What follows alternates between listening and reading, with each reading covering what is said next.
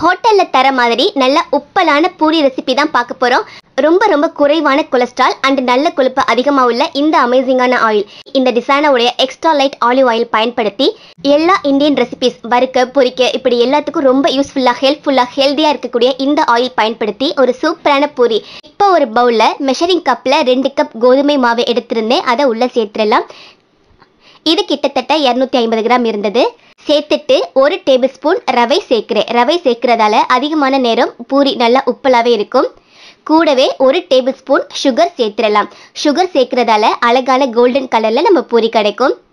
இப்போ இதில் தேவையான அளவுக்கு உப்பு சேர்த்துருங்க. 1/4 டீஸ்பூன் சேர்த்துட்டு இந்த மாதிரி நல்லா கலந்து விட்டுருங்க. ட்ரை இன்க்ரீடியன்ட் எல்லாமே நல்லா கலந்து வரட்டும்.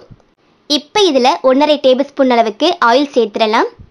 சேர்த்துட்டு மறுபடியும் நல்லா கலந்து விட்டுருங்க. அந்த ஆயில் நல்லா மாவு கூட மிக்ஸ் ஆகட்டும்.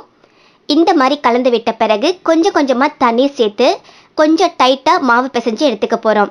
சப்பாத்தி மாவு பதத்துக்கு ரொம்ப சாஃப்டாக பிசைஞ்சிடாதீங்க. பூரிக்கு எப்போதுமே கொஞ்சம் ஹார்டாக தான் மாவு இருக்கணும். ஸோ கொஞ்சம் கொஞ்சமாக சேர்த்து இந்த மாதிரி நல்லா கலந்து விட்டு பிசைஞ்சு எடுத்துக்கங்க. தண்ணீர் கொஞ்சம் வெது வெதுப்பான தண்ணீராக எடுத்துக்கங்க. ரொம்ப சூடு வேணாம், ஜஸ்ட் லைட்டாக சூடாக இருந்தால் போதும். இந்த மாதிரி கொஞ்சம் கொஞ்சமாக தண்ணீர் சேர்த்து நல்லா பிசைஞ்சு எடுத்தாச்சு. ஆரம்பத்தில் கொஞ்சம் ஹார்டாக இருக்கிற மாதிரி தண்ணீர் பத்தாத மாதிரி ஃபீல் ஆகும்.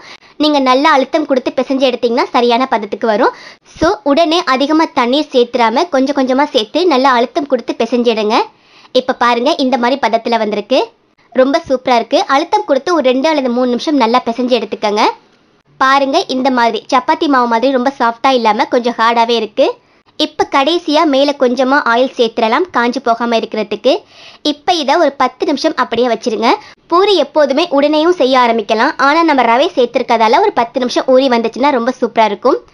அண்ட் முக்கியமாக ரொம்ப அதிக நேரம் ஊற வச்சிடாதீங்க. 10 நிமிஷம் போதும், இருக்கட்டும். இப்போ 10 நிமிஷத்துக்கு பிறகு எடுத்துகிட்டு வந்திருக்கேன். மாவு நல்லா ஊறி வந்திருக்கு. மறுபடியும் லேசாக ஒரு முறை நல்லா கலந்து விட்டு பிசைஞ்சு எடுத்துக்கலாம், நல்லா கைகளால் அழுத்தம் கொடுத்து. இப்போ பாருங்க, ரொம்ப சூப்பராக இருக்குது. இப்போ இதில் இருந்து குட்டியாக ஒரு சின்னதாக பால் எடுத்துக்கலாம். இதோ இந்த மாதிரி. இப்போ இந்த மாதிரி ஒரு சப்பாத்தி தேய்க்கிற கட்டை எடுத்திருக்கேன். அதில் கொஞ்சம் ஆயில் தடவிடுங்க. இப்போ நம்ம மாவு இதில் வச்சு இந்த மாதிரி மெதுவாக உருட்டி எடுத்துருங்க.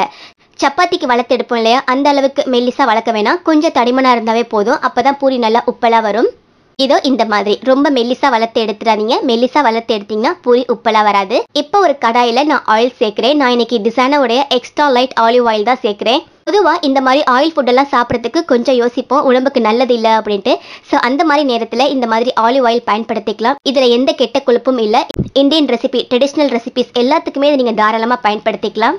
இப்போ சேர்த்தாச்சு. ஆயில் நல்லா ஹீட் ஆகட்டும், இது ரொம்ப முக்கியம். நல்லா சூடு வந்த பிறகு நம்ம வளர்த்து எடுத்து அந்த பூரி மாவு இருக்கு இல்லையா, அதை உள்ளே சேர்த்துருங்க. அடுப்பு கண்டிப்பாக ஹை ஃப்ளேமில் தான் இருக்கணும். சேர்த்துட்டு இந்த மாதிரி கரண்டி வச்சு மேலாக லேசாக ஒரு அழுத்தம் கொடுங்க. பாருங்க, எவ்வளோ அழகாக பூரி உப்பலாக வந்திருக்கு. இப்போ இதை பிரட்டி போட்டுடலாம். பாருங்க, எவ்வளோ அழகாக இருக்குது. ரொம்ப சூப்பராக நல்லா உப்பலாக வந்திருக்கு நம்ம பூரி. உங்களுக்காகவே காட்டுறேன் பாருங்க. இந்த ஓரங்களை பார்த்தா உங்களால் கெஸ் பண்ண முடியும் எந்த அளவுக்கு நம்ம பூரி நல்லா உப்பலாக வந்திருக்கு அப்படின்ட்டு. இதை அப்படியே எடுத்து ஒரு பிளேட்டுக்கு மாற்றிடலாம். இதே மாதிரியே எல்லா பூரிகளையும் செஞ்சு எடுத்துருங்க. அவ்வளோதான், நம்மளோட சூப்பரான குண்டு குண்டு பூரி ரொம்ப சூப்பராக நல்லா உப்பலாக ரெடி பண்ணிட்டோம். ஸோ மிஸ் பண்ணாமல் நீங்களும் இந்த சுவையான பூரி வீட்டில் செஞ்சு பார்த்துட்டு எப்படி இருக்குன்னு கமெண்ட்ல சொல்லுங்கள். நாளைக்கு ஒரு இன்ட்ரெஸ்டிங்கான ரெசிபியில் மீட் பண்ணலாம். தேங்க்யூ.